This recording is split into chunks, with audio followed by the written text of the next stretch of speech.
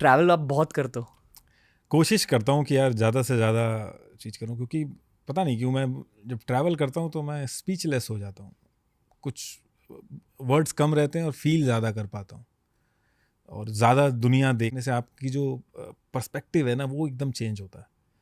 अब कोई बैठा है दूर, उसने देखा कि बस ज़मीन खरीदनी है, ये गोल है, अब उसको सडनली आप उठा के अगर थोड़ी सी दुनिया दिखा दो, कहेगा यार नहीं अभी तो लोग इतना एंजॉय कर रहे हैं, मैं इतनी अपनी लाइफ इसी ये ज़मीन खरीदने में लगा रहा हूँ, ये कर रहा हूँ। तो और क्या क्या चीज़ें होती हैं मुझे पता नहीं, लेकिन मैंने हमेशा देखा है कि जो ट्रैवल ज़्यादा करते हैं उनका माइंड थोड़ा अलग तरीके से काम करता है। गांधी जी भी देखो, आप साउथ अफ्रीका से आए और उन्होंने पूरा गेम चेंज कर दिया। तो बाहर जाने से कुछ तो है, मैं फिगर आउट तो नहीं कर पाया हूँ क्या ऐसी चीज़ होती है कि लोग एकदम उनकी लाइफ चेंज होती है, लेकिन कुछ तो है, तो वो मैं जाके बस फील ही कर पाता हूँ। आप इंटरनेशनल ट्रैवल की बात कर रहे हो? हाँ, इंटरनेशनल मतलब अपने कल्चर से हट के दूसरे कल्चर में जाना। और मुझे बहुत मज़ा आता है कि क्योंकि जो एक इंसान है वो अपने कल्चर या फिर दूसरे के कल्चर ट्रेडिशंस को फॉलो करके वो खुश रहता है। अब जैसे ये मुंबई दिल्ली में तो बस काम होते हैं, यहाँ पे तो बस फ्लैटों में रह के काम होते हैं। यहाँ पे आप देखोगे इसलिए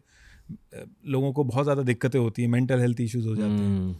अब हम पेरिस में जाके वहाँ पे एक लॉक करना है कि हम लव को लॉक कर देना है बड़ी स्टूपिडिटी कि भाई ये क्यों हो रहा है, लेकिन पता नहीं क्यों वो कल्चर जब आप देखते हो तो वो अच्छा लगता है। अलग अलग कल्चर के बारे में जानना, ट्रेडिशंस क्या क्या फॉलो हो रहे हैं, उसमें मज़ा आता है।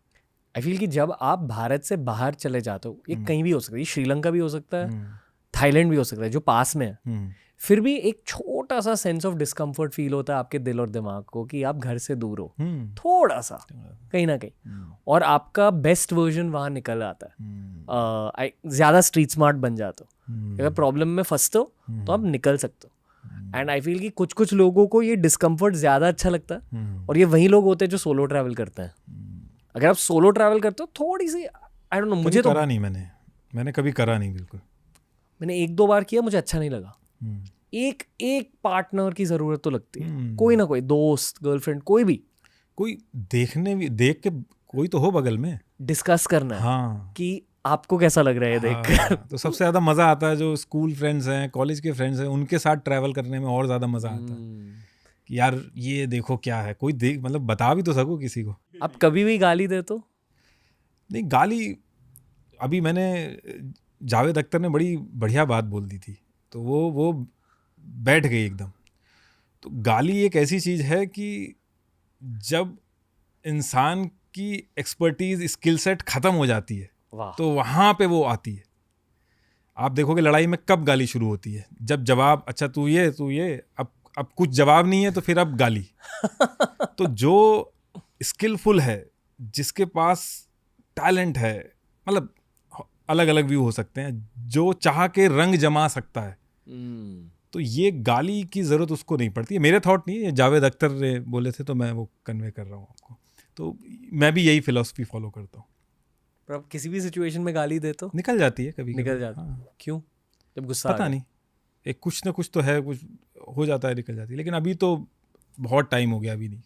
कभी बाहर गाँव रेसिज्म का सामना किया? क्योंकि पता है आप टेक्निकली एथनिकली आप राजस्थान से हो? मैं उत्तर प्रदेश सुल्तानपुर, आई से नॉर्थ इंडिया। ठीक है, मैं भी मतलब एथनिकली पंजाबी हूँ। ठीक है, हम ना थोड़े से अरब दिखते हैं इस वजह से और मेरे बहुत सारे अरब दोस्त भी हैं, साथ में मिल बैठकर मैंने इस चीज़ का मजाक भी उड़ाया। पर हम जापान गए थे, एक तरह का फूड एक्सपीरियंस होता है उनका, ओकोनोमियाकी, यानी कि आप बैठे हुए हो और सामने आपके ही सामने वो खाना फ्राई करके आपको देते हैं, एक फ्लैट तवा रहता है। तो हम एक ओकोनोमियाकी रेस्टोरेंट में गए थे जहाँ ओनर्स ही रेस्टोरेंट को चला रहे थे, हस्बैंड वाइफ, और काफ़ी ज़्यादा रूड थे। और ये पहली बार थी कि जापान में किसी रूड इंसान से मुलाकात हो रही थी। पर हमारे साथ एक भारतीय भाई थे जिनकी बहुत बड़ी दाढ़ी थी, ठीक है, मतलब पूरी दाढ़ी, और वो भी थोड़े अरब दिखते थे। तो काफ़ी ज़्यादा रूड थे। और मैंने पढ़ा था कि शायद जापान और इनके बीच कुछ, I don't know why, but apparently कुछ एनिमिटी है। तो मैंने बस ऐसे मस्ती के लिए कहा हेलो वी आर इंडिया, और फिर पूरा मूड स्विच हो गया, अरे इंडिया। फिर सर्व करने लगे, बात करने लगे, ये वो। तो हम लाइक ओके, यहाँ थोड़ा ये रेसिज्म डॉज हो गया। बट कभी कभी यूरोप में रेसिज्म का सामना करना पड़ता है। तो मेरे साथ जब पहली बार हुआ था तो तब मुझे समझ में आया कि यार कैसा लगता है। तब ये जो कॉन्सेप्ट है रिजर्वेशन के और बाकी ये तब आपको एक्चुअल में समझ में आता है। आप थ्योरेटिकली तो पढ़ लेते हो। जैसे मैं एक बस थी वहाँ पे, उसमें मैं घूम रहा था, आयरलैंड में था मैं। तो तो उस बस के अंदर भी ना आगे की जो सीट रहती है वो 2 स्पेशल सीट थी, तो वो हमने ले रखी थी। तो उसके लिए एक्स्ट्रा पे करना पड़ता है आपको, तो थोड़ा सा वो खाने पीने का भी देते हैं। तो बस में थोड़ा सा लग रहा था कि हाँ यार ये समझ रहे हो ना, तो वो चीज़ थी। तो पूरा हमने ट्रैवल किया, बहुत मौज मस्ती आई। फिर वहाँ पे जो गाइड था वो बताने लगा कि ये चाइनीज़ फूड है, ये है, but you can not ignore the rubbish Indian food. ऐसा उसको लगा मैं इंडियन नहीं हूँ। और मतलब उस समय पता नहीं क्या हुआ कि ऑल ऑफ अ सडन पूरी बस में ऐसा लगा कि मैं अकेला सा हो गया, मूड एकदम सा हो गया और बहुत लो फील होने लगा। और थोड़ी देर पहले आप पैसे से वो सारी चीज़ें वहाँ पे एकदम स्टार बन के वो एंजॉय कर रहे थे, वो सारा कर रहे थे। तो तब पता चला यार कि ये होता क्या है। और मैं तो मेरे साथ एक स्कूल में एक बच्चा दोस्त था मेरा, मुझे 12th में जाके पता चला कि वो SC/ST को बिलोंग करता है। पता नहीं क्यों छुपाया हुआ था वो चीज़। उस दिन मुझे समझ में आई कि भाई वो क्यों छुपाता है, कि क्यों इतने टाइम तक वो क्या क्या फील करता होगा। वो उस समय मेरे को समझ में आया। वो आप नई बातों से उससे वो जब तक आप पे नहीं होगा आप वो चीज़ समझ नहीं सकते। पॉडकास्ट के थ्रू ना, मतलब एक इंटरव्यूइंग स्किल ये भी होती है कि आपको बॉडी लैंग्वेज पढ़नी पड़ती है आपके गेस्ट की। पर उस वजह से मैं सारे सिचुएशंस में लोगों की बॉडी लैंग्वेज थोड़ा ज़्यादा पढ़ने लगा हूँ। स्पेशली ये आप जनरलाइज नहीं कर सकते, बट जनरली जब आप यूरोपियन से बात करते हो ना, वो एकदम झट से खुलते नहीं। हाँ। तो मैंने ये भी सीखा कि उन्हें खोलने का हैक ये है कि फुटबॉल के बारे में बात कर लो थोड़ा सा। वो एक कॉमन कनेक्ट बन जाए, फिर पूरी तरह से खुल जाते हैं कि हाँ चेल्सी मैनचेस्टर यूनाइटेड।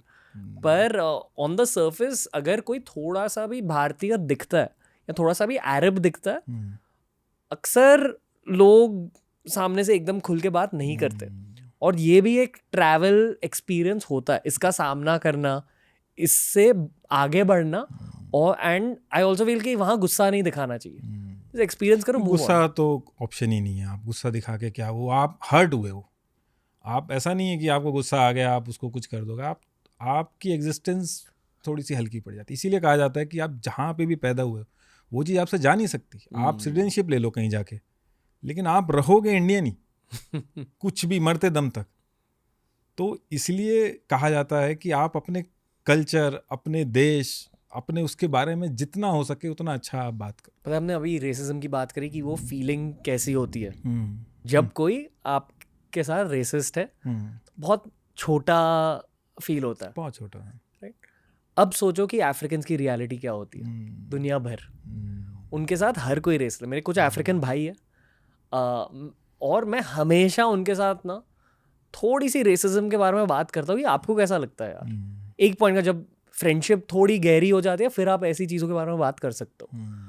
तो वो कहते हैं कि यार if you are black and if you are travelling internationally, तो हर जगह स्टेयर्स का और जजमेंट का सामना करना पड़ता है। यार जो हमारे देश में भी ब्लैक लोग आते हैं वेकेशन के लिए, एजुकेशन के लिए, मेरे ख्याल से उन्हें भी इसका सामना करना पड़ता है हमारे ही देश में। ये मैंने मुंबई की ट्रेन्स में भी देखा है।